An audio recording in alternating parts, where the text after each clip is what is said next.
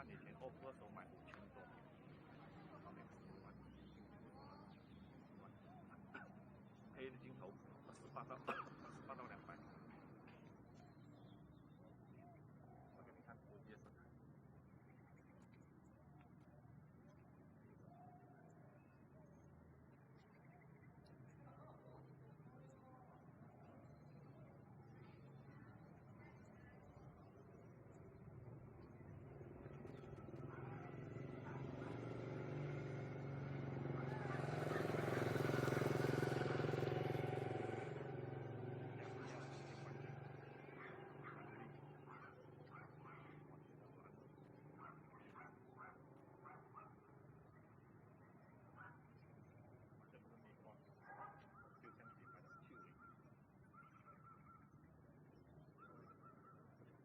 我卖掉3700。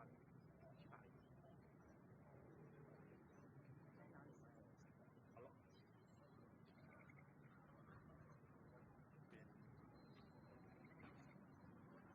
，the store 在上面。they cost 700。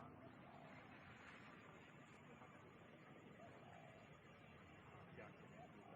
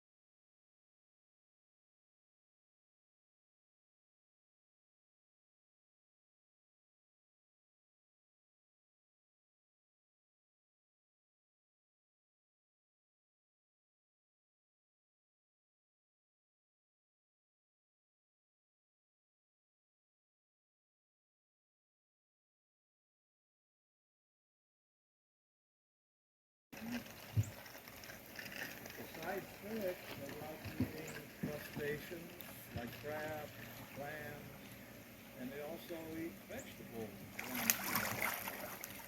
But it's not their main diet. That's cool. Kind of vegetables do you feed them? Same thing as your mom probably gives you.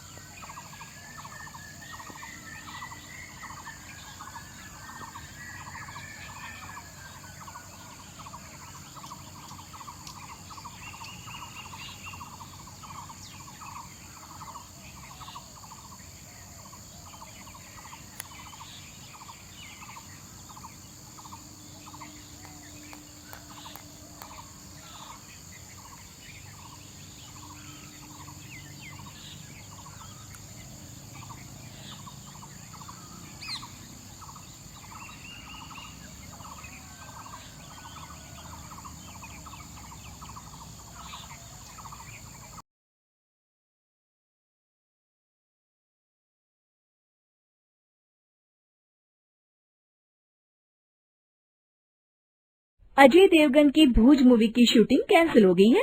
क्या? तुझे कैसे पता है? Hello app से देख, ये है hello app. जैसे ही आप हेलो ऐप डाउनलोड करते हो, उस पर सर्च बार में हेलो ट्रेंड्स मिलेगा, जिसमें सभी ट्रेंडिंग न्यूज, वीडियोस, आर्टिकल्स मिलेंगे। उससे आप डे टू डे इन्फॉर्मेशन से अपडेट रह सकते हो। ये तो बहुत अच्छा ऐप है। मैं अभी डाउनलोड करके खुद को अपडेट करती हूँ।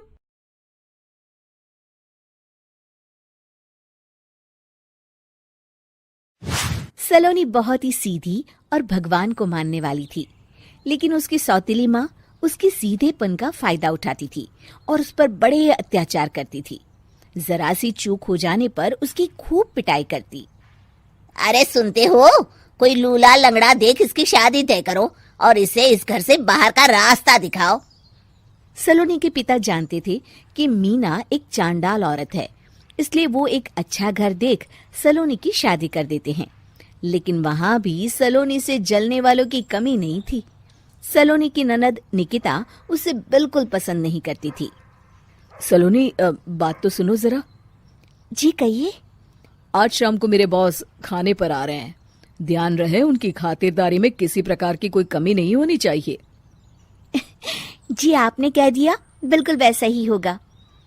शाम को सलोनी जैसे ही गैस पर खाना चढ़ाकर वहां से जाती है, अभी इसके खाने का स्वाद बढ़ाती हूँ। निकिता गैस की आंच तेज कर देती है। थोड़ी देर में देखते ही देखते सारा खाना जल जाता है और पूरे रसोई घर में चारों तरफ धुआं फैल जाता है। अब आएगा मजा। माँ जल्दी आओ, यहाँ देखो सलोनी ने किचन में आग लगा दी। अरे तेरा सत्यानाश हो, कल मुही तूने ये क्या कर दिया? सलोनी की सास उसे बहुत डांट फटकार लगाती है। तभी मोहन अपने बॉस के साथ घर में प्रवेश करता है। अरे भाई मोहन, ये क्या तुम्हारे घर का क्या हाल हो रखा है? लगता है खाना जल गया है। चलो खाने का प्रोग्राम कैंसिल करो, मैं अपने घर जाके खा लूंगा। सर, दरअसल सर मुझे माफ कर दीजिए। अरे कोई बात नहीं, घरों में ये छोटी मोटी बातें होती रहती है। मैं समझ सकता हूँ, फिक्र मत करो, मैं नाराज नहीं हूँ और इस बात का तुम्हारे प्रमोशन पर भी कोई असर नहीं पड़ेगा। चलो अब चलता हूँ मैं। बॉस के जाते ही मोहन सलोनी पर भड़क उठता है और उसे खूब खरी खोटी सुनाता है। भगवान, मेरी माँ तो कहती थी कि अच्छे लोगों के साथ हमेशा अच्छा होता है, फिर मेरे साथ ही बुरा क्यों होता है? आखिर मेरी गलती क्या है?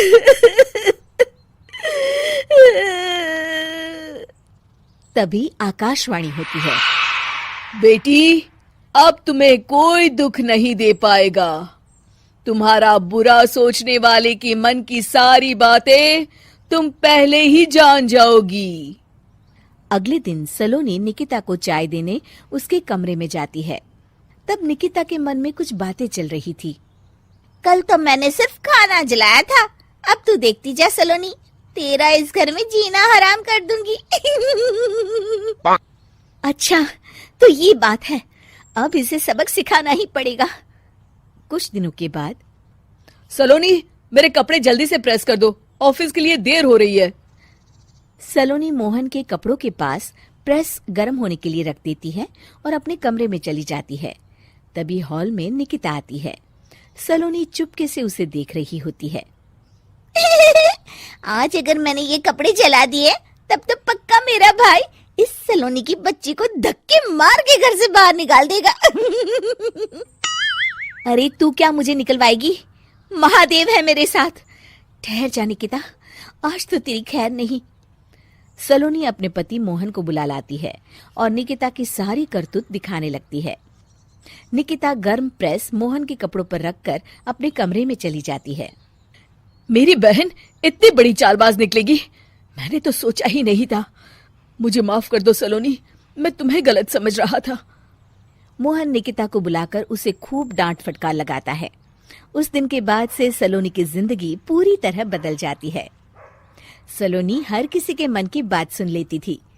दूसरी तरफ निकिता का कोई भी दांव सलोनी पर नहीं चलता था और आखिरकार वो भी सलोनी के आगे घुटने टेक देती है। फिर एक दिन सलोनी की सास की सहेली ममता अपनी बहू कविता के साथ वहां आती है। कविता मन ही मन कहती है, अरे ये बुढ़िया पागल है जो मुझे यहाँ लेके आ गई। कहाँ मैं अपनी किटी पार्टी छोड़ के इसके साथ यहाँ मरने आ गई। पता नहीं कब तक इसे झेलना पड़ेगा। अरे ये जल्दी मरे और इसकी सारी जायदाद मेरे नाम हो जाए। सलोनी कविता की सारी बातें सुन लेती है। अरे कविता, तुम अपनी सास की जायदाद के लिए उन्हें झेल रही हो और उनके मरने का इंतजार कर रही हो? ये तो गलत बात है। सलोनी की बात सुनकर कविता बिना देर किए कहती है, अरे ये तुमने कैसे सुन लिया? ये सारी बातें तो मैं अपने मन से बोल रही थी। तुमने कैसे सुन लिया? बस फिर क्या था, ये सुनते ही कविता के बगल में बैठी उसकी सास उसकी चोटी पकड़ लेती है। क्यों रे कलमुही, तू मेरे बारे में ये सब सोचती है? मम्मी जी मुझे माफ कर दीजिए। बड़ी आई मेरी जायदाद लेने वाली। मैं आज ही अपने वकील को बुलाकर सब कुछ छोटी बहू के नाम कर देती हूँ। चल घर चल, आज तेरी अच्छी खबर लेते हूँ। इस तरह सलोनी लोगों के मन की बातें सुन लेती थी, लेकिन धीरे धीरे सलोनी को एहसास होता है कि उसके आसपास के सारे लोग एक दिखावे की जिंदगी जीते हैं और सब एक दूसरे के बारे में बुरा ही सोचते हैं। हे भगवान, दुनिया में कैसे लोग हैं? सबके मन छल कपट से भरे हैं। मैं तो लोगों के मन की बातें सुन सुनकर तंग आ चुकी हूँ। मैं अपनी जिंदगी में अब बहुत खुश हूँ। अब आप मुझसे ये शक्ति वापस ले लीजिए भगवान। इस तरह भगवान सलोनी को दी हुई शक्ति वापस ले लेते हैं और सलोनी एक आम जिंदगी जीने लगती है।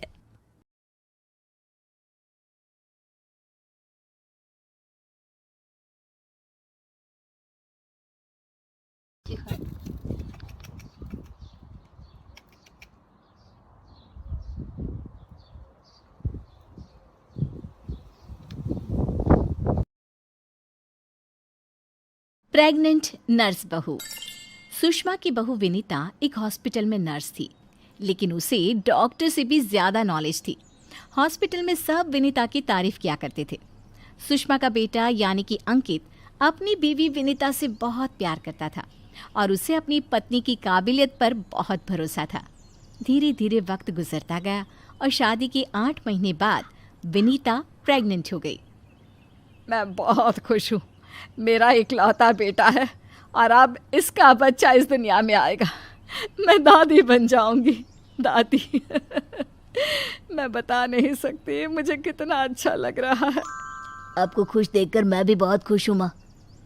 देखो बेटा, वैसे तो विनीता नर्स है, उसे अपने बारे में सब कुछ पता है, लेकिन फिर भी ना आजकल बच्चे पैदा करने में बड़ी परेशानी होने लगी है। उसे कहना कि वो अपना अच्छे से ख्याल रखे। अरे माँ, आप है ना, आपके रहते हमें चिंता करने की क्या जरूरत है।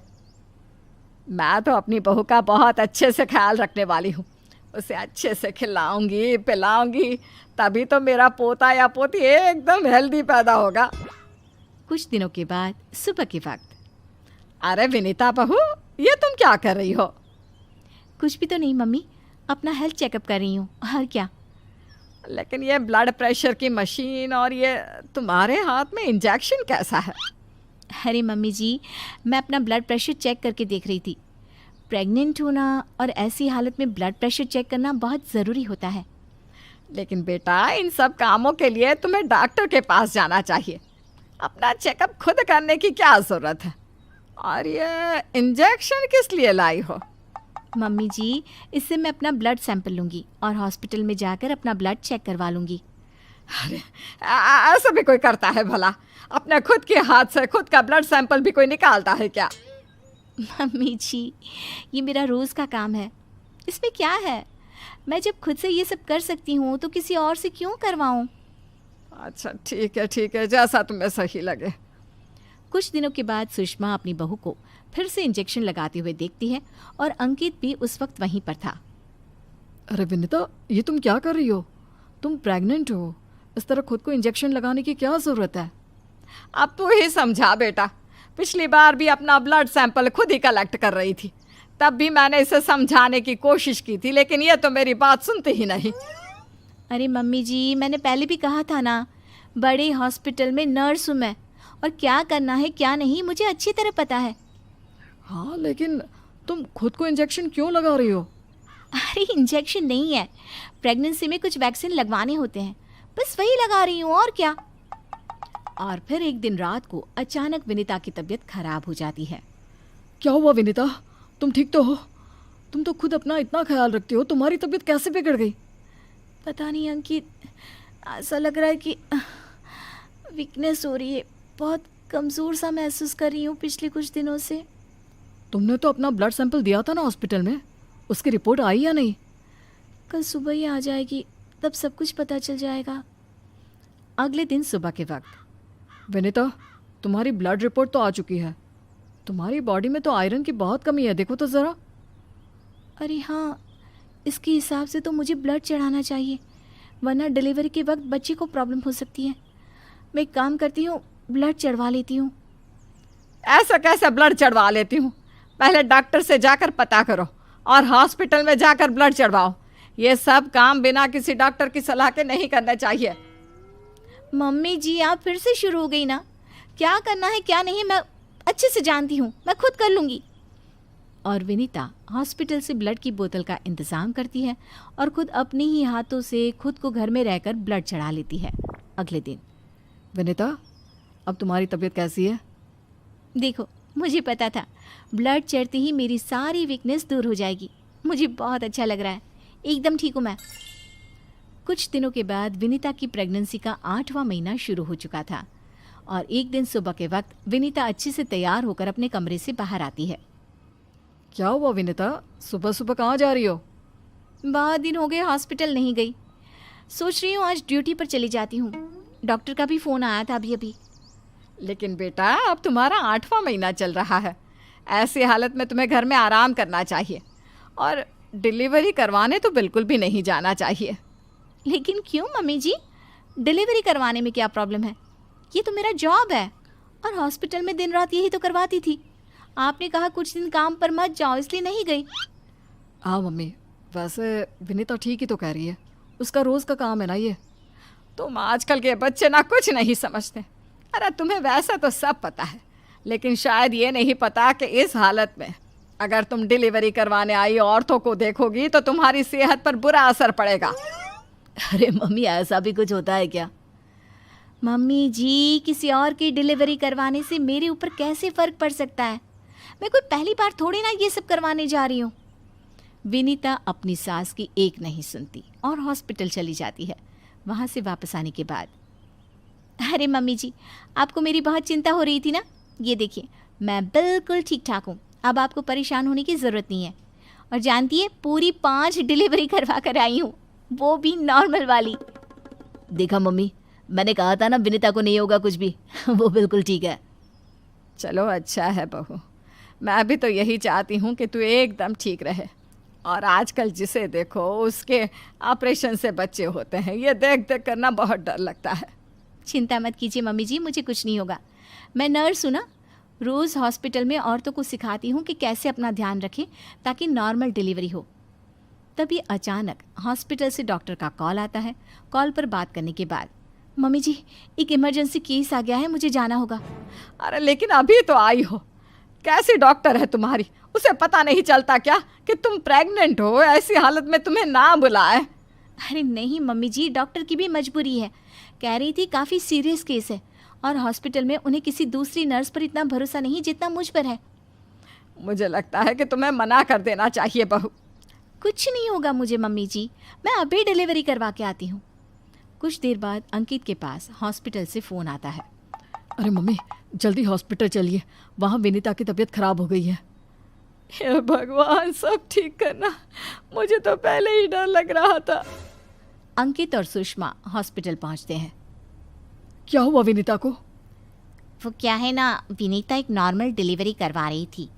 केस बहुत ही सीरियस था और उस लेडी को बहुत ज़्यादा प्रॉब्लम हो रही थी। क्योंकि विनीता खुद प्रेग्नेंट है तो वो अचानक से घबरा गई और उसे लेबर पेन शुरू हो गया।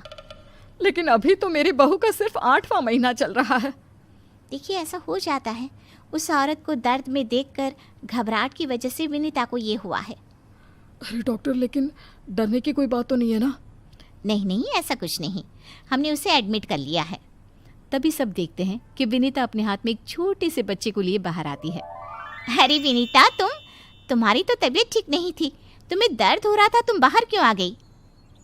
अरे दर्द हो रहा था तो क्या हुआ, मैंने वो दवाई ले ली जिससे जल्दी आने वाले लेबर पेन रुक जाते हैं। और वैसे भी डॉक्टर, उस औरत को मेरी ज़रूरत थी, उसकी देखभाल के लिए मुझे ठीक होना ही था। ये देखिए, उसका बच्चा एकदम सही सलामत है। अरे वाह मेरी बहू, तूने तो अपने तबीयत की परवाह ना करके किसी और की जान बचाई। मुझे तुम पर गर्व है विनीता। ऐसे ही थोड़ी ना वो हॉस्पिटल की सबसे अच्छी नर्स बनी है। मैंने कहा था ना मम्मी जी, मैं नर्स हूँ। मुझे अपने से पहले दूसरों की तकलीफ दिखाई देती है और मैं पहले अपने मरीजों की जान बचाती हूँ, फिर खुद की। वही गए वो जमाने जब लड़की को घरवाले साड़ी पहनाना सिखाकर ससुराल भेजा करते थे। अब तो अरे क्या सारा दिन ये सड़ा सा पैजामा पहनकर घुमा करती है? अरे कभी चुन्नी वाला सूट भी पहना कर। चुन्नी वाला सूट, उसमें कौन सा बड़ा काम है? ये लो। राधा अंदर जाती है, पजामे के ऊपर ही कुर्ता और दुपट्टा डाल आती है। हैप्पी सासू माँ, अब तो पैजामे से कोई दिक्कत नहीं है ना? सास राधा को देखती है। हाँ, कोई दिक्कत तो नहीं, लेकिन बहू तो बहू की तरह ही अच्छी लगती है ना। अरे बिंदी लिपस्टिक लगाया कर। अगले दिन राधा पजामे के ऊपर ऊंची सी साड़ी पहनकर तैयार होकर आती है। सासू माँ, चाय ले लीजिए। अरे राधा, ये क्या झोकर बनी हुई है? अरे साड़ी के नीचे से पजामा दिख रहा है। अरे तो कोई बात नहीं है ना सासू माँ, आप ही को तो बहू ऐसी चाहिए थी ना, बहू जैसी। अब मैं क्या करती? तभी वहां श्याम आ जाता है। अरे राधा, माँ के कहने का मतलब है कि साड़ी मतलब सिर्फ साड़ी। आप भी ना पागल हो गए हैं क्या? सिर्फ साड़ी तो सत्यम शिवम सुंदरम की जिन्नत अमान ने पहनी थी। अरे लोग देखते तो थे जी भर भर के, लेकिन आंखें बंद करके। कैसी बातें कर रहे हैं आप? अरे मोहल्ले वाले क्या कहेंगे ना? अरे बस बस श्याम, तू चुप हो जा। ये औरतों के बीच में मत बोला कर। वैसे भी तेरी बीवी को पढ़ाई लिखाई की सिवा आता क्या है? कल को सिर्फ साड़ी पहनकर निकल आई ना बाबा ना, हंगामा हो जाएगा। अरे बहू, वो कहना ये चाह रहा था कि नीचे ये तू जो पजामा सजा लेती है ना, वो नहीं पहनना है ना? राधा सास की बात सुनकर परेशान सी हो जाती है। वो समझ नहीं पाती कि उसे क्या करना है। मैं कैसे इन लोगों को समझाऊं कि मैंने बचपन से ही सिर्फ पैजामे ही पहने। मेरी शादी के दिन भी लहंगे के नीचे पजामा ही तो था। अरे किसी को पजामे से क्या दिक्कत हो सकती है? क्या करूं मैं? राधा रोने लगती है, जिसे उसका पति देख लेता है। अरे अरे मेरी प्यारी राधा, रो क्यों रही हो? अच्छा चलो, शाम को तुम्हें घुमाने लेकर चलता हूँ, और इतना ही नहीं, मैं तुम्हें शॉपिंग भी करवाऊंगा। राधा ये सुनकर खुश हो जाती है। ओह, आइसक्रीम के साथ शॉपिंग, वाह! मैं भी लिस्ट बना लेती हूँ कि क्या क्या लेना है मुझे। बस फिर क्या था, राधा बैठ जाती है लिस्ट बनाने। माँ देख, तेरी सारी समस्या का मैंने समाधान कर दिया।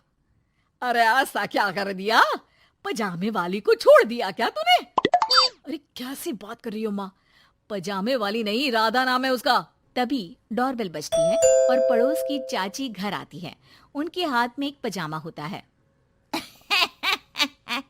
अरे मैंने सोचा कि ये कपड़ा सड़क पर गिरा था, किसी ने सुखाने डाला होगा। अब ना ये पेटीकोट जैसा था, ना ही पतलून जैसा। तभी मैं समझ गई ये राधा बहू का पजामा होगा। तो पहनती है ना ये। अरे चाहे पार्टी वेयर हो या फिर घर का कपड़ा, तुम्हारे बेटे की शादी के एल्बम देख रही थी, बहू ने तो लहंगे के नीचे भी पजामा पहना था। ठीक है चाची, दे दिया ना पजामा।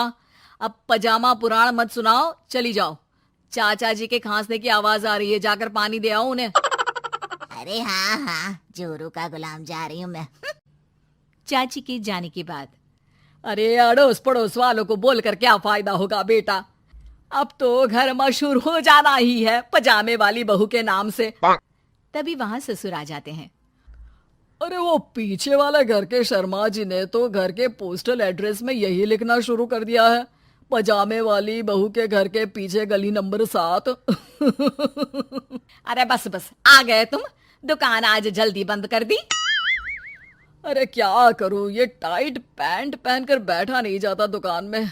ज्यादा देर हुई तो थोड़ी देर पीठ सीधी करने घर चला आया। वैसे आज माँ बेटा साथ में क्या बातें कर रहे हैं? हाँ, अरे हाँ, बातों से याद आया, बोल रहा है कि पजामे वाली प्रॉब्लम का सलूशन ढूंढ लाया है। जरा बता दो बेटा, क्या समाधान निकाला है? वो मैं ना माँ आज राधा को शॉपिंग के लिए ले जा रहा हूँ। अरे बेटा क्या बात है, कितनी अच्छी बात है। हाँ माँ, इतना ही नहीं, वो तो पूरी लिस्ट तैयार कर रही है कि वो क्या क्या खरीदेगी। जब इतना खरीदेगी तो कुछ अलग तो पहनेगी ही ना। उधर राधा बाजार जाने के लिए पजामा टी शर्ट पहनकर तैयार हो जाती है। चलिए जी, मुझे काफी सामान लेना है। पति श्याम उसे बाजार ले जाता है, जहां राधा एक नहीं दो नहीं बल्कि 12 पजामे खरीदती है, वो भी अलग अलग रंगों के। और वो सारे पजामे लेकर घर आ जाती है। अरे आ गई बहू रानी, क्या लेकर आई हो? पिताजी ये देखिए, आपके लिए ये पजामा लेकर आई हूँ, प्योर खादी का है। पैंट लुक में इसे आप दुकान में भी पहनकर जा सकते हैं। और खुद के लिए? ये 12 पजामे, हर रंग हर प्रिंट के। राधा अपने कमरे में चली जाती है, लेकिन सास सर पर हाथ रखकर बैठ जाती है। हाय रे फूटी किस्मत, भाग्य में साफ सुथरी सजी धजी बहू दिखना लिखाई नहीं है तो क्या किया जा सकता है। अरे बाजार गई भी तो क्या लेकर आई, ये सड़े पैजामे। राधा इस बार फिर सास का रोना सुन लेती है। मैं क्या करूं भगवान, साड़ी में डर लगता है कि कहीं फंस कर गिर न जाऊं। माँ जी को पजामे से नफरत है, लेकिन एक अच्छी बहू होने के नाते मैं अपना पहनावा माँ जी के लिए जरूर बदलने की कोशिश करूंगी। हाँ भगवान जी। अगले दिन राधा बिना पजामे वाली साड़ी पहनकर सास के पास खड़ी हो जाती है। हाय रे, सूरज आज कहाँ से निकला है? अरे राधा बहू ने साड़ी पहनी है, वो भी पजामे के बिना। अरे वाह वाह बहू, तू तो राजकुमारी लग रही है। अरे लेकिन एक जगह खड़ी क्यों है? वो माँ जी इसलिए कि मैं गिर सकती हूँ। अरे हाँ जी, हमने तो 4 तल्ले के मकान को एक कर रखा था, ऊपर नीचे सारा घर संभाला था, वो भी साड़ी में। अरे कैसे गिरेगी तू, मैं भी तो देखती हूँ। जा छत से कपड़े लेकर आ। ना माँ जी, मुझसे नहीं होगा, मैं गिर जाऊंगी साड़ी में फंसकर। लेकिन सास नहीं मानती और राधा को साड़ी पहनकर छत पर जाना पड़ता है। लेकिन जैसे ही वो सारे सूखे कपड़े लेकर उतर रही होती है तो सीढ़ियों से गिर जाती है। फिर क्या? ओह, इनको काफी गहरी चोट आई है, लगता नहीं कि... नहीं नहीं डॉक्टर साहब, ऐसा मत बोलिए। अरे सारी गलती मेरी है डॉक्टर साहब, मेरी बहू को बचा लीजिए। अरे हाँ, वो बच जाएंगी, लेकिन चोट भरने में देर लगेगी। धीरे धीरे राधा ठीक हो जाती है और एक दिन जब पहली बार वो ठीक होकर कमरे से बाहर निकलती है तो देखती है कि सास ससुर पति सब पैजामे पहनकर खड़े होते हैं। देखा बहू, कैसा लग रहा है ये पैजामा? वैसे बहू सही में ये बड़ा कंफर्टेबल है। हाँ, अरे अब तो इसे पहनकर मैं इतने आराम से दुकान में बैठता हूँ कि कितने ही ग्राहक क्यों ना आ जाए, फटाफट काम होता है। मुझे माफ कर दीजिए माँ जी, मैं साड़ी पहनने की पूरी कोशिश करूंगी। अरे नहीं नहीं बहू, मुझे माफ कर दे, तूने घर के लिए मेरे लिए बहुत त्याग किया। बेटा इंसान पहनावे से नहीं बल्कि अपने कुशल व्यवहार से सबका प्यार पाता है। हमें तो अब बस पजामे वाली ही बहू चाहिए।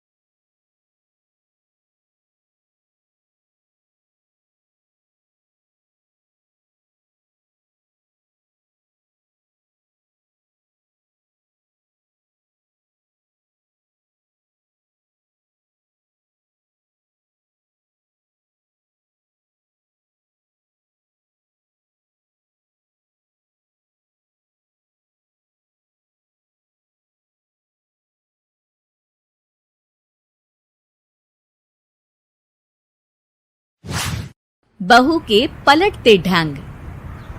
पुणे में रहने वाली शीना के ससुराल में सिर्फ 3 लोग थे। इस वजह से घर में ज्यादा काम नहीं होता था, तो वो दोपहर तक अपना सारा काम खत्म कर लेती थी। लेकिन उसके बाद वो बोर हो जाती। इस वजह से उसने शिनचैन कार्टून देखना शुरू कर दिया, जो धीरे धीरे उसके व्यवहार पर इतना इफेक्ट करता गया कि वो खुद भी शिनचैन जैसी ही बातें करने लगती है। एक रात डिनर करते हुए, अरे बहू, जरा अचार तो देना। ओहो ससुमा, आपसे इतना काम भी नहीं होता। इस तरह तो आप जल्दी जल्दी बुढ़िया हो जाओगी। अरे शीना, ये तुम कैसे बात कर रही हो? आपको तो कुछ भी समझ में नहीं आता। ये शीना का शिनचैन स्टाइल है। ऐसा बोलकर शीना वहाँ से चली जाती है। अगली सुबह शीना सबके उठने से पहले ही घर का काम खत्म करके कार्टून देखने बैठ जाती है। अरे वाह बहू, कमाल ही कर दिया, इतनी जल्दी सारा काम खत्म कर दिया। बस भी कीजिए, अब मैं इतनी भी कुछ खास नहीं। ओफो, तुम और तुम्हारे शिनचैन का भूत, जाने कब नॉर्मल इंसान की तरह बात करोगी। मॉम, आप तो बस मुझसे जलती रहती हैं। आपको क्या पता मेरी लाइफ कितनी मुश्किल है। अच्छा छोड़िए, अब मैं शॉपिंग के लिए जा रही हूँ। हाँ, तो ये है तुम्हारी मुश्किल लाइफ। शीना शॉपिंग करने मार्केट पहुंच जाती है, जहां उसे जय के ऑफिस की एक लड़की मिलती है। हेलो, आप जय की वाइफ है ना? हेलो, मेरा नाम शीना है। मैं 26 साल की हूँ और मुझे शिमला मिर्च बिल्कुल भी पसंद नहीं है, पर शिमला जा सकती हूँ। हाँ। शीना की बात सुनकर लड़की आगे कुछ बोले बिना वहां से चली जाती है। कमाल है, आजकल के बच्चों को इंटेलिजेंट लोगों से बात करना आता ही नहीं। शीना शॉपिंग करके घर वापस आती है, जहां सास और जय साथ बैठकर आइसक्रीम खा रहे होते हैं। मैं कितने मतलबी लोगों के बीच रह रही हूँ। एक छोटी प्यारी बच्ची के बारे में सोचे बिना सब आइसक्रीम खाने बैठ गए। अब इतना नाटक करने की जरूरत नहीं है, तुम्हारी आइसक्रीम फ्रिज में रखी है, खा लो। आइसक्रीम, मैं आ रही हूँ। इसी तरह दिन बीतते हैं। अभी तक तो घर में सारे लोग शीना की हरकतों से परेशान हो चुके होते हैं। एक शाम उनके घर पड़ोस के अंकल आते हैं, जिन्हें देखते ही शीना बोल पड़ती है। हेलो अंकल, आज आप यहाँ? ये कह रही है आप यहाँ बैठिए, हम अभी आते हैं। ऐसा बोलकर शीना की सास उसे लेकर रसोई में चली जाती है। अरे वो तुम्हारी पापा की उम्र के हैं, उनकी इंसल्ट तो मत करो। आपको तो बस अपनी ही खुशी दिखाई देती है। शीना के ऐसे बोलने पर सास हैरान रह जाती है और शीना बाहर आकर अंकल से कहती है, तो अंकल, आज आप क्या लेने आए हैं? या फिर बस सासू माँ को देखने का बहाना चाहिए? वैसे ये इतनी भी अच्छी नहीं है, पूरा समय मुझे डांटती रहती है और कभी कभी तो खाना भी नहीं देती। अंकल हैरानी से उसकी ओर देख रहे हैं। तभी उसकी सास वहां आती है। अरे शीना, इतना झूठ मत बोलो, मैंने कब तुम्हें खाना नहीं दिया? अरे ऐसा बोलोगी तो तुम्हें आज रात का खाना सच में नहीं मिलेगा। देखा, मैंने कहा था ना, बच्ची पर जुल्म करती है। आप मुझे अपने घर ले चलो अंकल। इस तरह दोनों सास बहू में तू मैं शुरू हो जाती है, जिसे देख अंकल तो डर कर भाग जाते हैं, लेकिन वो दोनों चुप ही नहीं होती। रात को जय के घर वापस आने पर सास उसे शीना की सारी बात बताते हुए कहती है, अरे इसके सर से कार्टून का भूत तो उतारना ही पड़ेगा। मौका या वक्त कुछ देखती ही नहीं, बस बकवास शुरू कर देती है। बात तो आपकी सही है, पर क्या करेंगे? अरे कार्टून देखकर ऐसी बनी है तो इसकी कार्टून ही बंद कर दो। हाँ, कार्टून बंद करके कुछ समझदारी वाली चीजें दिखाते हैं। जियोग्राफी दिखाना शुरू कर दो ना, क्या पता कुछ अकल आ जाए। हाँ, नाइस आइडिया माँ। इस पर जय केबल टीवी पर ज्योग्राफी छोड़कर बाकी सारी चैनल बंद करवा देता है, पर शीना भी किसी से कम नहीं होती। ओहो पतिदेव, अपने आप को बहुत स्मार्ट समझते हो। शीना मोबाइल पर YouTube ऑन करके उस पर शिनचैन देखने लगती है। शीना की इस स्मार्टनेस को देखकर जय तो बेचारा सर खुजलाता ही रह जाता है। हमने इसे जरूरत से ज्यादा अंडर एस्टिमेट कर दिया, अब क्या करें माँ? अरे इंटरनेट बंद करवा दे बेटा। शीना को कार्टून की दुनिया से बाहर निकाल वापस इंसान बनाने के लिए अब जय इंटरनेट भी बंद करा देता है, जिससे शीना परेशान हो जाती है। सब मेरी खुशी से जलते हैं, पर अब क्या करूं? शीना सोच में पड़ जाती है, लेकिन कोई आइडिया नहीं मिलता, जिस पर मजबूरी में वो ज्योग्राफी देखना शुरू कर देती है।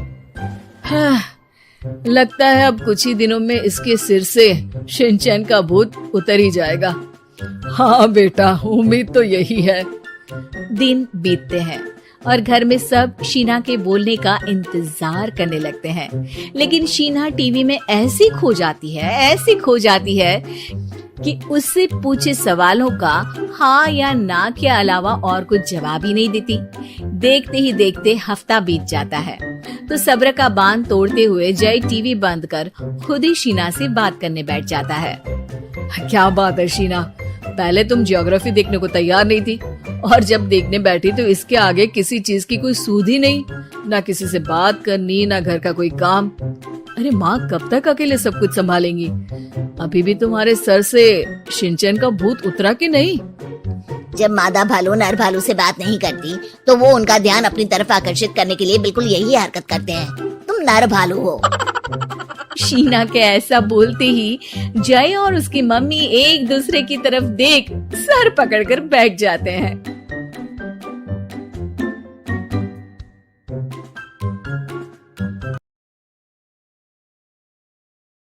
बहू बनी शेरनी। मीरा सोसाइटी में नई नई रहने आई थी। एक रोज उसकी पड़ोसन कहती है, हाय, मेरा नाम तमन्ना है, मैं पास के घर में रहती हूँ। आप नई आई हैं तो सोचा मिलाऊं। अच्छा किया, आइए ना बैठिए, मैं आपके लिए चाय लेकर आती हूँ। अरे नहीं, चाय तो मैं साथ लाई हूँ। सोचा आपने अभी अपना किचन सेट किया होगा कि भी नहीं। ये तो अच्छा किया, सच बहुत मन था चाय पीने का। ये मेरे हाथ के नमकीन खाइए। मीरा और तमन्ना में दोस्ती हो जाती है, लेकिन धीरे धीरे पता चलता है कि दोनों हैं एक दूसरे से बिल्कुल अलग। एक दिन दोनों पार्क में घूम रही थी कि एक लड़की मीरा को देखकर कहती है, कैसे रंग की साड़ी पहनी है, एक तो इतनी गर्मी, ऊपर से चटक रंग। कितनी गवार दिख रही है ना ये पीली साड़ी वाली। हाँ, और बाल भी कैसे उड़े उड़े हैं। तमन्ना को गुस्सा आ जाता है। हाँ, तो उसके उड़े हैं ना, तुम लोगों को क्यों जलन हो रही है? और रहा सवाल साड़ी के रंग का, तो जरा फैशन सेंस ऑन करो। इस समर ये रंग ऑन फैशन है, समझी? वो दोनों लड़कियां तमन्ना से लड़ने आ जाती हैं कि अरे छोड़ ना, अब जी रहने दीजिए। हाँ, सही कह रही हैं, खराबी तो है मेरे बाल और साड़ी, आप प्लीज जाइए यहाँ से। अरे क्यों इतना स्वीट बनती है तू सबसे? हर किसी को जवाब दिया करना। अरे क्या करना है, वो बुरा बोल रहे हैं तो अपना मुंह भी खराब कर ले क्या? ऐसा नहीं होता है, किसी की बुरी बात सुनने का मतलब है कि वो लोग सही बोल रहे थे। अरे किसी के बोलने से क्या होता है, हम क्यों अपना मुंह खराब करें। खैर, मीरा शांति से रहती, बच्चों को देखती खिलाती। उसका पति काम के सिलसिले से हमेशा बाहर ही रहता था, तो वो कोशिश करती कि उसके बच्चों को किसी भी चीज की कमी ना हो। एक रोज सास कहती है, अरे सारा दिन बच्चों में लगी रहती है। पता है बेटा यहाँ नहीं रहता मेरा, लेकिन मजाल है कि ये मेरा ख्याल रख ले। माफ करिए माँ जी, वो मयंक को स्पीच थेरेपी दिलाने ले गई थी। मैं अभी आपकी चाय बना देती हूँ। अरे चाय नहीं चाहिए, चाय पिला पिला कर मार दे तू। तेरे बाप ने बोला था कि शादी के वक्त 2 लाख देने के लिए, अभी तक 1 लाख दिए हैं, बाकी के पैसा कब देगा? बच्चे हो गए लेकिन दहेज पूरा नहीं दिया। माँ जी, वो पैसे उन्होंने मयंक के पापा को बिजनेस लगाने में जो मदद की थी ना, उसमें दे दिए थे। अरे वाह जी वाह, उसमें तो देना ही पड़ेगा ना, वो तो अलग से पैसे थे। तू रोज खाती है पीती है, उसके पैसे कहाँ से आएंगे? और ये तेरे बच्चे। तभी मीरा को गुस्सा आ जाता है। वो सास को आंख दिखाती है और सास कुछ सोचकर वहां से निकल जाती है। तभी वहां मीरा की दोस्त आ जाती है। क्या कह रही थी? कौन से पैसे ले लिए तेरे पापा ने? मीरा मुस्कुरा देती है। अरे वो पुराने लोग हैं ना, अपने तरीके से सोचते समझते हैं, छोड़ ना। और पता कैसे आना हुआ? अरे तेरा कुछ नहीं हो सकता। मेरी सास होती ना तो ऐसा मुंह तोड़ जवाब देती कि देखती ही रह जाती। मीरा मुस्कुरा देती है। मीरा सारा दिन घर का काम करती, शाम को तमन्ना के साथ अपने बच्चों को लेकर पार्क में जाती, जहां दोनों के बच्चे मिलजुल कर खेलते। अच्छा तमन्ना, मैं कुछ दिन बिजी रहूंगी, हस्बैंड आ रहे हैं ना, तो अगर मैं ना आ सकूं तो तुम आ जाना बिना कुछ सोचे। मीरा घर आ जाती है, जहां पति पहले से ही मौजूद होता है। तो मोहतरमा, वक्त मिल गया पति के लिए? अरे आप तो कल आने वाले थे ना? हाँ, लेकिन सरप्राइज देने की सोचा तुमको। कहाँ गए थे बच्चों के साथ? अरे बस पार्क तक गई थी, बच्चों को खिलाने के लिए। वैसे अगर आपने सरप्राइज नहीं दिया होता तो मैं कुछ स्पेशल बनाती आपके लिए। अरे तुम्हारे हाथ की तो सिंपल दाल भी स्पेशल होती है। कुछ भी बना लो मीरा। मीरा का पति उससे बहुत प्यार करता था, वो उसे समझता था, लेकिन कभी कभी उस पर गुस्सा भी हो जाता था। अरे घर पर कोई है? कहाँ है मीरा? तभी तमन्ना के कान में मीरा के पति की आवाज आती है। यार बच्चे बच्चे, हमेशा तुम्हारा ध्यान बच्चों पर रहता है। चलो ठीक भी है, लेकिन मेरा भी तो सोचो। तुम्हें कौन सी शर्ट साफ करने को कहा था और तुमने कौन सी कर दी? यार पता नहीं ध्यान कहाँ रहता है तुम्हारा। जरा सी भी स्मार्टनेस नाम की चीज नहीं है, न बोलना आता है न समझना।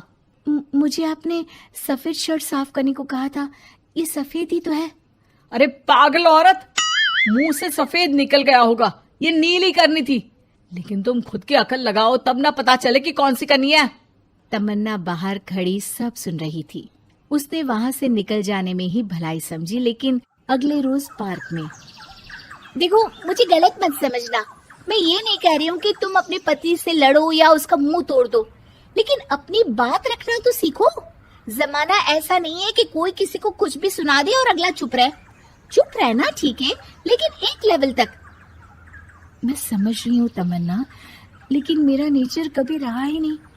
हाँ, मुझे भी गुस्सा आ जाता है, लगता है गलती कहाँ है, पर समझ में ही नहीं आता कि बोलूं क्या। खैर, बात आई गई हो जाती है। एक दिन मीरा के घर में बैठ तमन्ना और मीरा चाय पी रहे होते हैं कि वहां मीरा का बेटा रोते हुए आता है। मीरा घबरा जाती है। क्या हुआ बेटा? बेटे का रो रो कर बुरा हाल होता है, वो सिसकियां भर रहा होता है। क्या हुआ बेटा, कुछ तो बताओ। तभी पीछे से मीरा की बेटी भी आ जाती है। क्या हुआ भाई को बेटा? माँ, नीचे एक अंकल ने उसकी हंसी उड़ाई, उसे तोतला बोला। मीरा को बेटी की बात सुनकर गुस्सा आ जाता है। वो दौड़कर पार्क में बेटी के साथ जाती है। तमन्ना भी मीरा के पीछे जाती है। कौन थे अंकल? हाँ, वो लाल शर्ट वाले। क्या आपने मेरे बेटे को तोतला बोला? हाँ, क्योंकि वो तोतला रहा था। तोतला कहीं का। मीरा गुस्से से लाल हो जाती है और जोर जोर से चिल्लाने लगती है। मजाक समझा है क्या? किसी बच्चे के तोतलेपन को दूर करने के लिए माँ कितनी मेहनत करती है।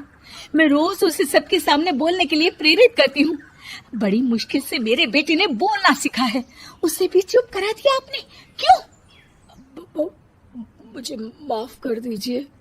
आपका बच्चा होता तो क्या उसका भी आप ऐसे ही मजाक उड़ाते? देख लीजिए मिस्टर, साफ बता दे रही हूँ, भूल से भी मेरे बच्चों का मजाक उड़ाने की कोशिश की तो बहुत ज्यादा बुरा हो जाएगा। तमन्ना दूर खड़ी मीरा का ये रूप देख रही होती है। वो समझ जाती है कि एक औरत के अंदर की शेरनी तभी जगती है जब उसके बच्चे को कुछ कहा जाए।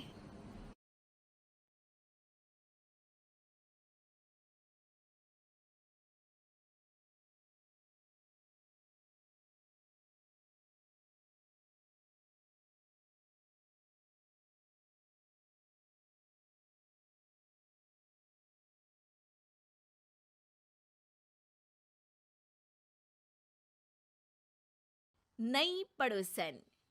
प्यार और दोस्ती के बीच का जो रिश्ता होता है ना, वैसा ही कुछ रिश्ता है शर्मा जी का अपनी पड़ोसन बबीता भाभी से। अरे सुनिए ना, कुछ पैसा देकर जाइएगा। मैं और पड़ोस की बबीता भाभी आज शॉपिंग में जाएंगे। बबीता भाभी का नाम सुनते ही शर्मा जी के कान खड़े हो जाते हैं। हाँ हाँ, क्यों नहीं। तुम तो ये क्रेडिट कार्ड ले जाओ, और हाँ, मैं ऑफिस जाते वक्त तुम दोनों को मॉल में भी छोड़ दूंगा। अरे वाह, ये तो मजा ही आ गया।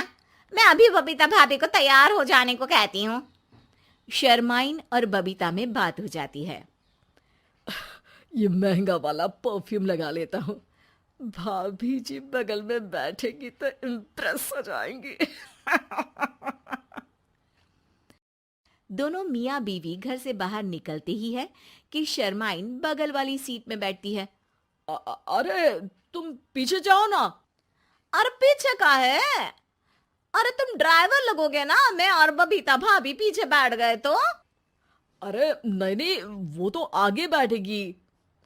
और क्या बात है, कुछ ज्यादा ही जज्बात नहीं उछल रहे हैं तुम्हारे? मैं उतर रही हूँ, कैब से चली जाऊंगी। अरे मेरी प्यारी बुलबुल, वो मेरा ऑफिस का बैग देख रही हो ना? हाँ तो रोज ही तो देखते हैं, आज का नया है? अरे उसमें ना ऑफिस का कैश रखा है। अब ये बबीता भाभी का तो कोई भरोसा है नहीं, चोर तो लगती है तभी तो। अरे कहाँ तभी तो? अरे कैसे चोर लगती है वो तुम्हें? कहाँ चुरा लिया उसने तुम्हारा? क्या बताऊं, मतलब कि अब पैसे गायब हो गए तो शर्मा शर्मी में कुछ बोल भी नहीं पाएंगे। तुम बैग पकड़कर पीछे बैठ जाओ, वो आगे बैठ जाएंगी। होता भी ऐसा ही कुछ है। बबीता जी बैठ जाती है शर्मा बाबू के बगल में। अब जो कार स्पीड ऑफिस जाने के लिए 70 होती थी, वो 40 में आकर अटक जाती है। अरे क्या बात है, आज तो आपकी कार चली नहीं रही है? बबीता जी जोर से सांस लेते हुए कहती हैं, ये कैसी प्यारी सी महक है। अरे लगता है मेरा परफ्यूम है, लेकिन मैंने तो लगाया नहीं। अरे वो लगता है गलती से मैंने।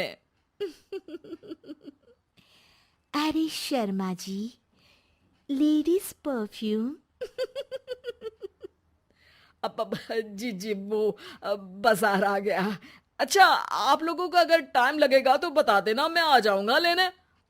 अरे नहीं ना, ठीक है, जाओ अब ऑफिस। हाँ, वैसे ही लेट हो रहे हो कब से। बाय बाय भाभी जी, अच्छे से शॉपिंग करिएगा। जी बिल्कुल। अगले दिन।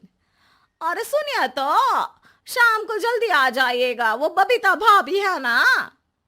अब कौन बबीता भाभी, याद नहीं आ रहा। अरे वही वाली जिसके साथ आपने हमें मार्केट में छोड़ा था, याद नहीं का? अरे कौन वो पतली लंबी काले काले बालों वाली हिरण जैसी आंखों वाली, वही ना? अरे याद नहीं आ रही अच्छे से। वाह जी वाह। अरे और कितना याद रखोगे? उन लोगों के घर हमारा आज रात का खाना है, टाइम से आ जाना। शर्मा और शर्माइन पड़ोस की बबीता भाभी के घर खाना खाने जाते हैं, जहां बबीता का पति कहता है, अरे आइए आइए भाभी जी, आप ही का इंतजार हो रहा था। देखिए, आज सब्जी मैंने खुद आपके लिए अपने हाथों से बनाई है। अच्छा, तो कभी हमारे घर भी आइए, खाने में मैं भी खिलाऊंगा बबीता भाभी को अपने हाथ का कोरमा मसाला। अगर आप दोनों की खुद की तारीफ हो गई हो तो थोड़ा बैठकर बात कर लें। अरे बबीता जी, आपकी शादी अरेंज्ड मैरिज लगती है, तभी आप कहाँ इतनी सुंदर और भाई साहब। अरे नहीं नहीं, हम लोगों की तो लव मैरिज थी। मैंने तो 16 सोमवार रखी थी इनके लिए। अरे हाँ, मैंने भी इनसे शादी के लिए ना 16 सोमवार रखे थे। अच्छा, और व्रत करने के बाद ये मिले आपको? अरे चुप रहिए ना, कुछ भी बोले जा रहे हैं। कितनी प्यारी जोड़ी है शर्मा और शर्माइन जी की। हाँ, वैसे और भी अच्छी हो सकती थी। सब खाना खाकर अपने घर के लिए निकल ही रहे होते हैं कि और हाँ, अब हम लोगों को एक दूसरे के घर जाने के लिए किसी बहाने की जरूरत नहीं होनी चाहिए। अरे भाई, पड़ोसी हैं, वो भी एक उम्र के। क्यों मिसेस शर्मा? और अब मुझे और कविता भाभी को तो बोलने की भी जरूरत नहीं है। वो कहा ना, हम लोग वैसे भी साथ ही रहते हैं। कभी वो सुबह मेरे घर में तो शाम को मैं उनके। एक दिन शर्मा जी ऑफिस से शाम को घर आने के बजाय बबीता जी के घर मिठाई का डिब्बा लेकर पहुंच जाते हैं। अरे भाभी जी, कहाँ हैं आप? अरे भाई साहब, आप, मुझे लग ही रहा था कि आप ही होंगे। जी भाभी जी, कनेक्शन इसी को तो बोलते हैं। वैसे ये लीजिए, मिठाई खाइए, मेरा प्रमोशन हो गया जी। आपने भाभी जी यानी अपनी बीवी से शेयर कर ली ये बात और मिठाई दोनों? अरे नहीं नहीं नहीं भाभी, जैसे ही मेरा प्रमोशन हुआ, मिठाई लेकर सीधे आपके घर आया हूँ। लीजिए लीजिए, खा लीजिए। तभी पीछे से शर्माइन आकर खड़ी हो जाती है। अरे मिठाई का दौर खत्म हो गया हो तो घर चले का? शर्माइन को देखकर शर्मा सकपका सा जाता है। अब हाँ हाँ, चलो चलो। वो भाभी जी तो बोल रही थी कि जी शर्मा जी, इसीलिए मैं बोल रही थी कि मुझे लगा आप ही होंगे, क्योंकि आपकी वाइफ मेरे घर में थी तो आपको तो ऑफिस से सीधा यहीं ही आना था ना। घर आकर शर्माइन शर्मा पर बरसती है। अरे देख रहे हैं हम, कुछ दिनों से आप बबीता जी पर कुछ ज्यादा ही मेहरबान हो रहे हैं। अरे वो तो तुम्हारी सहेली है, तो मैं थोड़ा भाव दे देता हूँ, वरना तो तुम जानती हो, मैं तुम्हारे बिना किसी को देखता तक नहीं हूँ। हाँ हाँ, देख रहे हैं हम कि तुम किसे देखते हो और किसे नहीं। प्रमोशन हुआ, दिन में 4-4 बार फोन पर बात हुई, पर मुझे बताना जरूरी नहीं था, क्यों? शर्मा देखता है कि दरवाजे में बबीता खड़ी है और सामने बीवी की। तभी हाय हाय रे हाय, मेरे सीने में दर्द आई। वो सीना पकड़कर बैठ जाते हैं। अब एक तरफ से बीवी शर्मा जी को पकड़ती है और एक तरफ से बबीता जी। बेचारे शर्मा जी इस बार तो बच गए, लेकिन देखना बाकी है कि आखिर कब तक।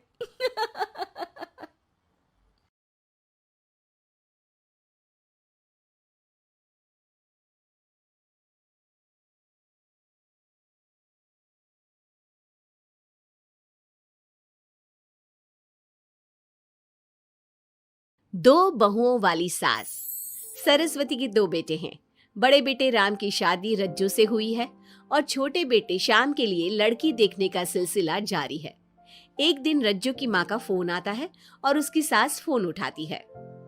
हेलो, कौन बोल रहा है? दूसरी तरफ फोन पर रज्जू की माँ लीलावती बोलती है। हेलो समधन जी, मैं लीलावती बोल रही हूँ, रज्जू की माँ। अरे नमस्कार समधन जी, कैसी हो? बहुत दिनों के बाद याद किया आज। यहाँ पर तो सब कुछ ठीक है, बस मेरी तबीयत थोड़ी खराब है। अगर बुरा न मानो तो एक बात बोलूं?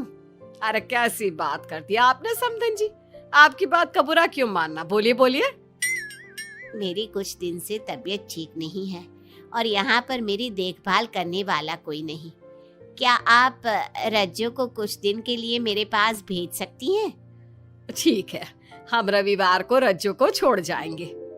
इतना कहकर सरस्वती फोन काट देती है और अपनी बहू को आवाज लगाती है। रज्जू, ओ रज्जू, जल्दी यहाँ आना तो। क्या हुआ माँ जी, कुछ चाहिए था क्या? अरे नहीं, कुछ नहीं चाहिए। अभी तुम्हारी माँ का फोन आया था, उनकी कुछ दिन से तबीयत खराब है, वो तुम्हें बुला रही है। राम को फोन करके कह दे कल की 2 ट्रेन की टिकट करा देगा, मैं भी जाऊंगी तुम्हारे साथ। इतना सुनते ही रज्जू राम को फोन करके सारी बात बताती है और 2 टिकट के लिए बोल देती है।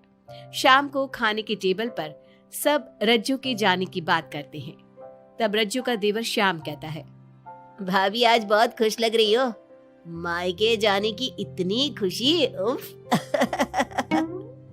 खुश क्यों ना हो देवर जी, कितने दिन बीत गए अपनी माँ से मिले और इस बार तो मैं 1-2 महीना रह कर ही आऊंगी। जब आपका मन करे तभी आना। अच्छा एक बात तो बताओ, वहां से क्या लाओगी मेरे लिए? देवर जी कहो तो देवरानी ले आओ। वैसे भी सभी घर वाले चाहते हैं कि आपकी जल्दी से शादी हो जाए। श्याम शर्मा जाता है और चुप हो जाता है। इतने में राम कहता है, रज्जू, तुमने जाने की सारी तैयारी तो कर ली है ना? कपड़े तो रख लिए ना? थोड़े गर्म कपड़े भी रख लेना, वहां ठंड होगी, और जल्दी आने की कोशिश करना। ठीक है, मैं जल्दी आने की कोशिश करूंगी बस। अगली सुबह दोनों जाने की तैयारी करने लगी। राम उन्हें स्टेशन छोड़कर घर वापस आता है। कुछ घंटों बाद रज्जू और सरस्वती गांव पहुंच जाते हैं। रज्जू अपनी माँ को देखकर बहुत खुश होती है। माँ, आप अपना बिल्कुल भी ध्यान नहीं रखती, कितनी कमजोर हो गई हैं आप।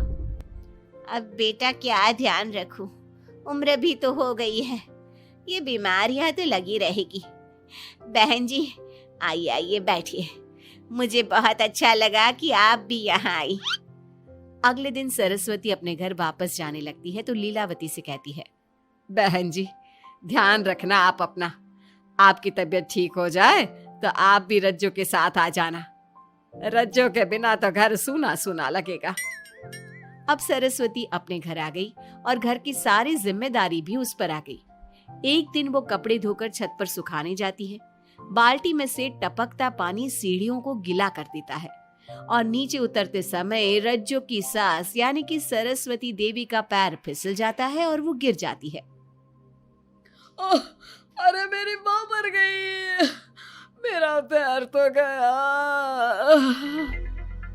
लेकिन घर में कोई नहीं था। सरस्वती जैसे तैसे अपने आप को संभालती जाकर कुर्सी पर बैठती है। वो अपनी बहू के बारे में सोचती है। अगर रज्जू होती तो मुझे संभाल लेती और घर भी संभाल लेती। अब घर के काम कौन करेगा? मैं डॉक्टर के पास कैसे जाऊं? बहुत दर्द हो रहा है। जब राम और श्याम घर आते हैं तो अपनी माँ की ऐसी हालत देखकर वो जल्दी से डॉक्टर को बुलाते हैं। डॉक्टर सरस्वती के पैर पर पट्टी बांधता है और उसे आराम करने की सलाह देता है। राम कहता है, माँ आप बस आराम करो, मैं रज्जू को खबर कर देता हूँ, वो कल ही यहाँ आ जाएगी। अरे रहने देना बेटा, उसकी माँ की तबीयत ठीक नहीं है, कुछ दिन में वो खुद ही आ जाएगी, उसे परेशान मत कर। माँ अब हमें श्याम की भी शादी कर देनी चाहिए। कभी घर में कोई ऐसी परेशानी आती है तो कोई तो होगा घर संभालने वाला। आप और रज्जू की घर के काम काज में मदद भी हो जाएगी। कुछ समय बाद श्याम की शादी सीमा से हो गई, लेकिन सीमा ने तो आते ही घर में क्लेश शुरू कर दिया। वो छोटी छोटी बातों पर लड़ती और उसे देखकर रज्जू का भी बर्ताव बदल गया। एक दिन सीमा सुबह उठने में लेट हो गई और रज्जू ने नाश्ता बना दिया। सभी अपने अपने काम पर चले गए। जैसे ही सीमा अपने कमरे से आई तो रज्जू ने कहा, तुम साफ सफाई कर लो, मैं कपड़े धोने जा रही हूँ, जल्दी काम हो जाएगा। रज्जू की बात सुनते ही सीमा आग बबूला हो गई और कहने लगी, आज मैं उठने में लेट क्या हो गई? आप मुझ पर हुक्म चलाने लगी। मुझसे कोई इस तरह से बात करी है मुझे बिल्कुल भी पसंद नहीं है। अरे सीमा, ये किस तरह की बात कर रही हो तुम मुझसे? मैंने कोई हुक्म नहीं दिया तुम्हें, मैं तो बस काम को जल्दी खत्म करने की बात कर रही हूँ। उन दोनों की नोक झोंक सुनकर सरस्वती बाहर आ जाती है और दोनों को समझाती है। शाम को सब एक साथ खाना खाने लगे, लेकिन खाने के बाद जब सब अपने कमरे में चले जाते हैं और खाने की टेबल पर थाली यूं ही छोड़ देते हैं, सरस्वती को ये देखकर बहुत गुस्सा आता है। वो दोनों बहुओं को बुलाकर कहती है, तुम सब खाना खाकर चले गए, अब ये बर्तन कौन उठाकर रखेगा? मेरे लिए छोड़कर गई हो सारा काम। तुम दोनों को शर्म नहीं आती? अब दोनों बहुएं एक दूसरे के ऊपर बात टालते हुए फिर लड़ने लगी।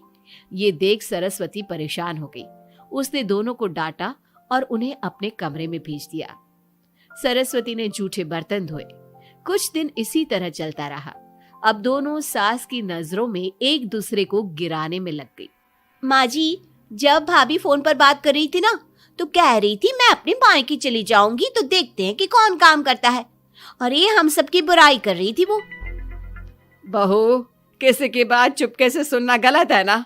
तुम आज के बाद ऐसा मत करना। अब तुम जाओ, मैं रज्जू को समझा दूंगी। सरस्वती ने रज्जू से बात करके उसे समझा दिया, लेकिन रज्जू को अपनी देवरानी पर बहुत गुस्सा आया।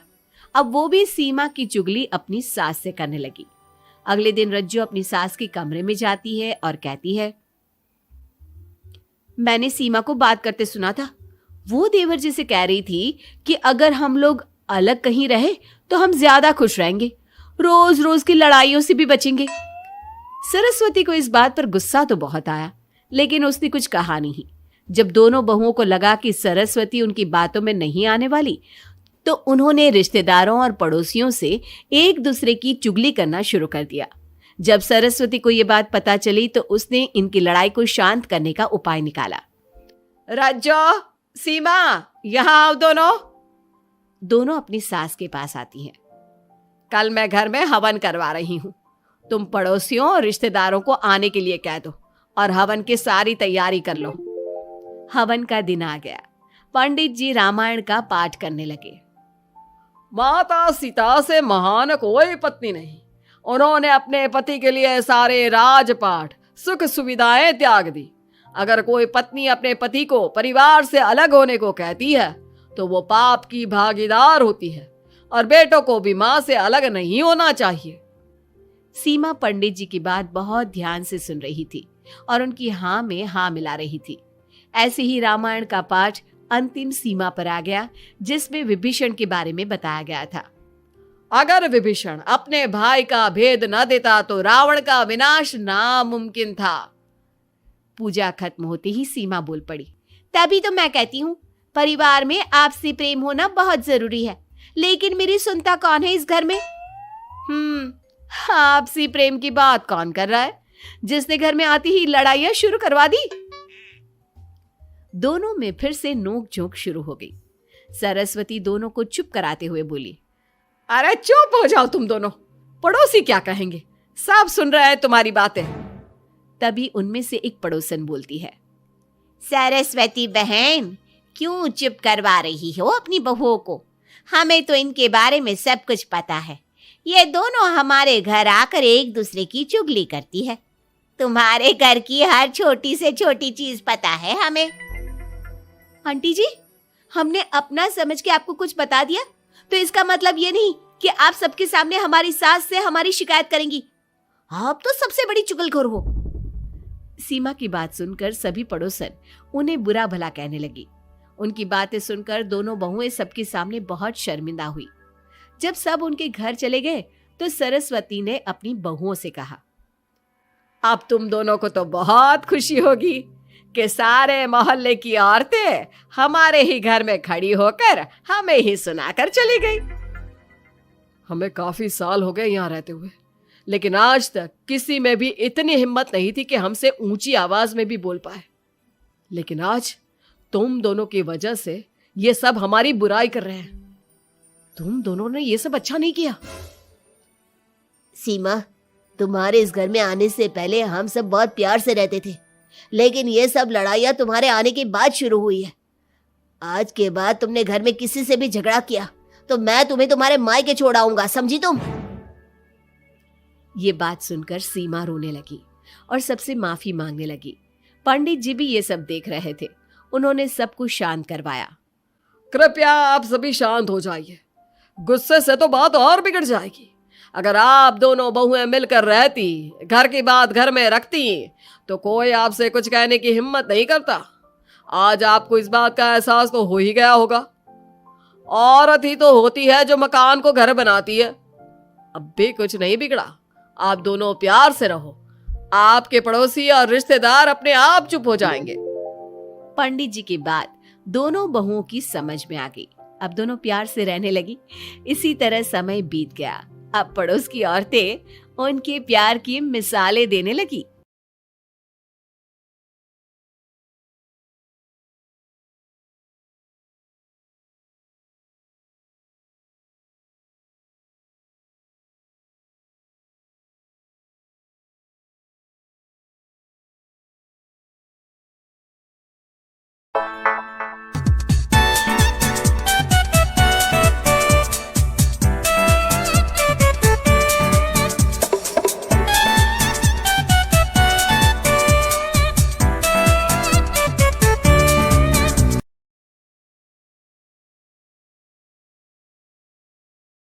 बहू का असली घर। औरत का असली घर कौन सा होता है? उसका मायका या ससुराल? चलिए इस कहानी में जानते हैं। मानसी को घर सजाने का बहुत शौक था। एक दिन मानसी अपने पिताजी से कहती है, पापा, कल आते वक्त सड़क के किनारे लगे रंगीन गमले लेते आना, छत में छोटा सा गार्डन बनाऊंगी। अरे 2 महीने बाद तेरी शादी है, ससुराल जाकर ही सजाना, वही तेरा असली घर होगा। और फिर मानसी की शादी नारंग से हो जाती है। नारंग का घर होता तो है बहुत बड़ा, लेकिन पुराने तरीके का। फिर एक दिन, माँ जी देखिए, मैंने ड्राइंग रूम सजाया है। ये नया बड़ा टीवी और सोफे कैसे लग रहे हैं माँ जी? अरे ये सब नहीं चलेगा। यहाँ मेहमान आते हैं तो आराम से खटिया में बैठेंगे, सोफे में कहाँ पीठ सीधी करेंगे। और रंगीन टीवी का रिवाज हमारे घर में अभी नहीं आया है, समझी? सास मानसी को लगभग फटकार से लगाकर वहां से चली जाती है। वो सास से माफी मांगकर कमरे को फिर से पुराने जैसा ही सजा देती है। एक दिन किचन में मानसी सब्जी बना रही होती है कि तभी उसका पति वहां आ जाता है। अरे ये क्या कहते हैं इस सब्जी को? परवल जी, हमारे मायके में तो खूब बनती है। आज मन था खाने का तो सबके लिए बना दिया। अरे खाने का मन हो तो अपने घर पर जाकर खाओ ना। अब मानसी समझ जाती है कि पिता ने उसका दिल रखने के लिए ये कहा होगा कि ससुराल ही उसका असली घर है, जबकि उसका असली घर तो उसका मायका ही है। मानसी अपना सामान पैक करके मायके जाती है, जहां वो अपना सामान अपने कमरे में रख ही रही होती है कि मानसी, ये सामान यहाँ मत रखो, ये तुम्हारी भाभी का कमरा है। तुम एक काम करो, कुछ दिन के लिए सामान मेरे कमरे में रख लो। कुछ दिन के लिए मतलब? अगर मुझे हमेशा रहना पड़ा तो माँ? अरे शुभ शुभ बोलो बेटी, हमेशा क्यों मायके में रहेगी? बेटी का असली घर तो उसका ससुराल ही होता है। मानसी को माँ की बात समझ में नहीं आती कि आखिर कौन सा घर उसका है। वो इसी उधेड़बुन में अपने कमरे में जाती है जो शादी से पहले उसका हुआ करता था। अलमारी खोलती है कि तभी पीछे से उसकी भाभी उसे टोक देती है। अरे दीदी, ये क्या? कुछ चाहिए था क्या? मुझे बोल देती। नहीं नहीं, मैं तो बस वैसे ही अपनी अलमारी में देख रही थी, लेकिन यहाँ तो मेरा कोई भी सामान नहीं है। दीदी, अब ये अलमारी मेरी है, आपकी शादी के बाद कमरा और अलमारी दोनों ही मेरे हैं। अगर आपको यहाँ आना है मेरे कमरे में या अलमारी से कुछ चाहिए तो आप मेरी इजाजत ले लीजिएगा। मानसी को भाभी की बात बहुत बुरी लगती है। वो सीधे माँ के पास जाती है। माँ, वो तो मेरा कमरा था। हाँ बेटा था, लेकिन अब तो तेरी अलमारी तेरे ससुराल में है ना। हाँ, लेकिन वहां तो मैं अपने अनुसार कुछ भी नहीं कर सकती। हर बात पर सास से पूछना पड़ता है, उनके कहे अनुसार ही घर पर रहना पड़ता है। और अब यहाँ भी तुमसे और माँ से पूछना पड़ता है, तो फिर मेरा घर कौन सा है माँ? तभी वहां मानसी की भाभी आ जाती है और वो बहुत ही समझदार महिला होती है।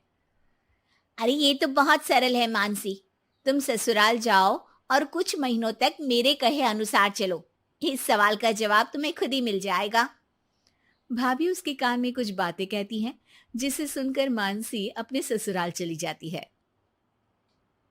अरे आज सुबह सुबह काम वाली के लिए दरवाजा किसने खोला?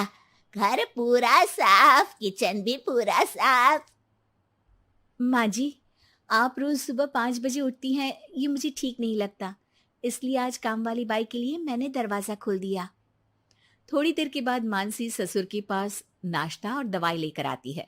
अरे मानसी बेटा तुम। हाँ पापा, आप समय पर नाश्ता करके दवाई ले ले। मानसी पति के लिए टिफिन पैक करती है और पति को देती है।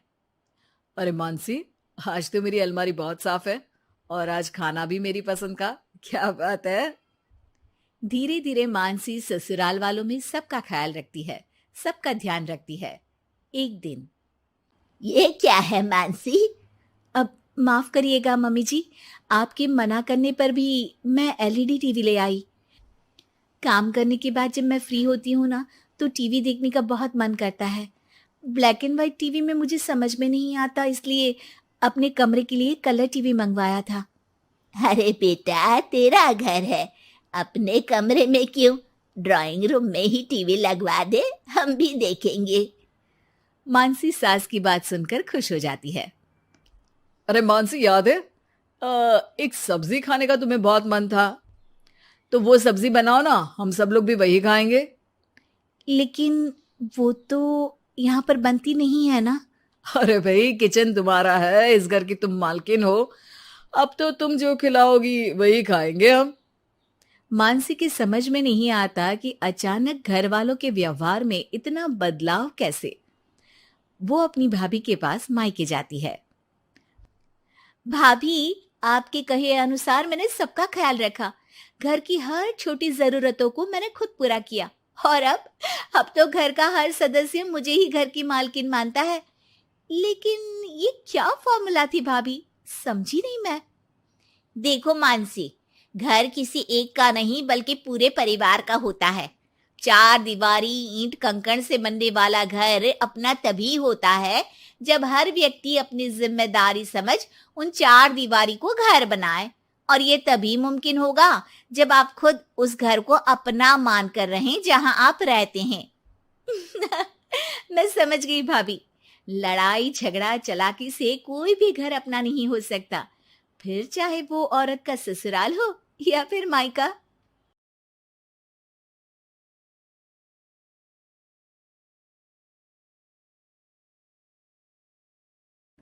वही गए वो जमाने जब लड़की को घरवाले साड़ी पहनाना सिखाकर ससुराल भेजा करते थे। अब तो अरे क्या सारा दिन ये सड़ा सा पैजामा पहनकर घुमा करती है।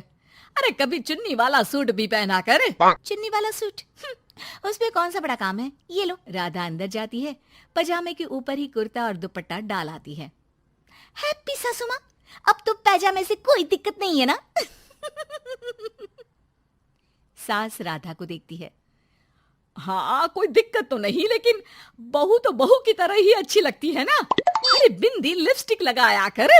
अगले दिन राधा पजामे के ऊपर ऊंची सी साड़ी पहनकर तैयार होकर आती है। सासू माँ, चाय ले लीजिए। अरे राधा, ये क्या झोकर बनी हुई है। अरे साड़ी के नीचे से पजामा दिख रहा है। अरे तो कोई बात नहीं है ना सासू माँ, आप ही को तो बहू ऐसी चाहिए थी ना, बहू जैसी। अब मैं क्या करती। तभी वहां श्याम आ जाता है। अरे राधा, माँ के कहने का मतलब है कि साड़ी मतलब सिर्फ साड़ी। आप भी ना पागल हो गए हैं क्या? सिर्फ साड़ी तो सत्यम शिवम सुंदरम की जिन्नत अमान ने पहनी थी। अरे लोग देखते तो थे जी भर भर के, लेकिन आंखें बंद करके। कैसी बातें कर रहे हैं आप? अरे मोहल्ले वाले क्या कहेंगे ना। अरे बस बस श्याम, तू चुप हो जा। ये औरतों के बीच में मत बोला कर। वैसे भी तेरी बीवी को पढ़ाई लिखाई के सिवा आता क्या है? कल को सिर्फ साड़ी पहनकर निकल आई ना बाबा ना, हंगामा हो जाएगा। अरे बहू, वो कहना ये चाह रहा था कि नीचे ये तू जो पजामा सजा लेती है ना, वो नहीं पहनना है ना? राधा सास की बात सुनकर परेशान सी हो जाती है। वो समझ नहीं पाती कि उसे क्या करना है। मैं कैसे इन लोगों को समझाऊं कि मैंने बचपन से ही सिर्फ पैजामे ही पहने हैं। मेरी शादी के दिन भी लहंगे के नीचे पजामा ही तो था। अरे किसी को पजामे से क्या दिक्कत हो सकती है? क्या करूं मैं? राधा रोने लगती है, जिसे उसका पति देख लेता है। अरे अरे मेरी प्यारी राधा, रो क्यों रही हो? अच्छा चलो, शाम को तुम्हें घुमाने लेकर चलता हूँ। और इतना ही नहीं, मैं तुम्हें शॉपिंग भी करवाऊंगा। राधा ये सुनकर खुश हो जाती है। ओह, आइसक्रीम के साथ शॉपिंग! वाह, मैं भी लिस्ट बना लेती हूँ कि क्या क्या लेना है मुझे। बस फिर क्या था, राधा बैठ जाती है लिस्ट बनाने। माँ देख, तेरी सारी समस्या का मैंने समाधान कर दिया। अरे ऐसा क्या कर दिया? पजामे वाली को छोड़ दिया क्या तूने? अरे कैसी बात कर रही हो माँ? पजामे वाली नहीं, राधा नाम है उसका। तभी डोरबेल बजती है और पड़ोस की चाची घर आती है। उनके हाथ में एक पजामा होता है। अरे मैंने सोचा कि ये कपड़ा सड़क पर गिरा था, किसी ने सुखाने डाला होगा। अब ना ये पेटीकोट जैसा था, ना ही पतलून जैसा। तभी मैं समझ गई ये राधा बहू का पजामा होगा। तो पहनती है ना ये। अरे चाहे पार्टी वेयर हो या फिर घर का कपड़ा। तुम्हारे बेटे की शादी के एल्बम देख रही थी, बहू ने तो लहंगे के नीचे भी पजामा पहना था। ठीक है चाची, दे दिया ना पजामा। अब पजामा पुराण मत सुनाओ, चली जाओ। चाचा जी के खांसने की आवाज आ रही है, जाकर पानी दे आओ उन्हें। अरे हाँ हाँ, जोरू का गुलाम जा रही हूँ मैं। चाची के जाने के बाद अरे अड़ोस पड़ोस वालों को बोलकर क्या फायदा होगा बेटा? अब तो घर मशहूर हो जाना ही है पजामे वाली बहू के नाम से। तभी वहां ससुर आ जाते हैं। अरे वो पीछे वाले घर के शर्मा जी ने तो घर के पोस्टल एड्रेस में यही लिखना शुरू कर दिया है, पजामे वाली बहू के घर के पीछे गली नंबर 7। अरे बस बस, आ गए तुम। दुकान आज जल्दी बंद कर दी। अरे क्या करूं, ये टाइट पैंट पहनकर बैठा नहीं जाता दुकान में। ज्यादा देर हुई तो थोड़ी देर पीठ सीधी करने घर चला आया। वैसे आज माँ बेटा साथ में क्या बातें कर रहे हैं? हाँ अरे हाँ, बातों से याद आया। बोल रहा है कि पजामे वाली प्रॉब्लम का सलूशन ढूंढ लाया है। जरा बता दो बेटा, क्या समाधान निकाला है? वो मैं ना माँ आज राधा को शॉपिंग के लिए ले जा रहा हूँ। अरे बेटा, क्या बात है, कितनी अच्छी बात है। हाँ माँ, इतना ही नहीं, वो तो पूरी लिस्ट तैयार कर रही है कि वो क्या क्या खरीदेगी। जब इतना खरीदेगी तो कुछ अलग तो पहनेगी ही ना। उधर राधा बाजार जाने के लिए पजामा टी शर्ट पहनकर तैयार हो जाती है। चलिए जी, मुझे काफी सामान लेना है। पति श्याम उसे बाजार ले जाता है, जहां राधा एक नहीं दो नहीं बल्कि 12 पजामे खरीदती है, वो भी अलग अलग रंगों के। और वो सारे पजामे लेकर घर आ जाती है। अरे आ गई बहू रानी, क्या लेकर आई हो? पिताजी ये देखिए, आपके लिए ये पजामा लेकर आई हूँ, प्योर खादी का है। पैंट लुक में इसे आप दुकान में भी पहनकर जा सकते हैं। और खुद के लिए ये 12 पजामे, हर रंग हर प्रिंट के। राधा अपने कमरे में चली जाती है, लेकिन सास सर पर हाथ रखकर बैठ जाती है। अरे फूटी किस्मत, भाग्य में साफ सुथरी सजी धजी बहू दिखना लिखाई नहीं है तो क्या किया जा सकता है। अरे बाजार गई भी तो क्या लेकर आई, ये सड़े पैजामे। राधा इस बार फिर सास का रोना सुन लेती है। मैं क्या करूं भगवान, साड़ी में डर लगता है कि कहीं फंस कर गिर न जाऊं। माँ जी को पजामे से नफरत है, लेकिन एक अच्छी बहू होने के नाते मैं अपना पहनावा माँ जी के लिए जरूर बदलने की कोशिश करूंगी। हाँ भगवान जी। अगले दिन राधा बिना पजामे वाली साड़ी पहनकर सास के पास खड़ी हो जाती है। हाय रे, सूरज आज कहाँ से निकला है? अरे राधा बहू ने साड़ी पहनी है, वो भी पजामे के बिना।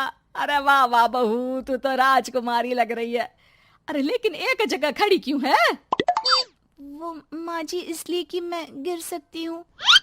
अरे हाँ जी, हमने तो 4 तल्ले के मकान को एक कर रखा था, ऊपर नीचे सारा घर संभाला था, वो भी साड़ी में। अरे कैसे गिरेगी तू, मैं भी तो देखती हूँ। जा छत से कपड़े लेकर आ। नाना माँ जी मुझसे नहीं होगा, मैं गिर जाऊंगी साड़ी में फंसकर। लेकिन सास नहीं मानती और राधा को साड़ी पहनकर छत पर जाना पड़ता है। लेकिन जैसे ही वो सारे सूखे कपड़े लेकर उतर रही होती है तो सीढ़ियों से गिर जाती है। फिर क्या? ओह, इनको काफी गहरी चोट आई है। लगता नहीं कि... नहीं डॉक्टर साहब, ऐसा मत बोलिए। अरे सारी गलती मेरी है डॉक्टर साहब, मेरी बहू को बचा लीजिए। अरे हाँ, वो बच जाएंगी, लेकिन चोट भरने में देर लगेगी।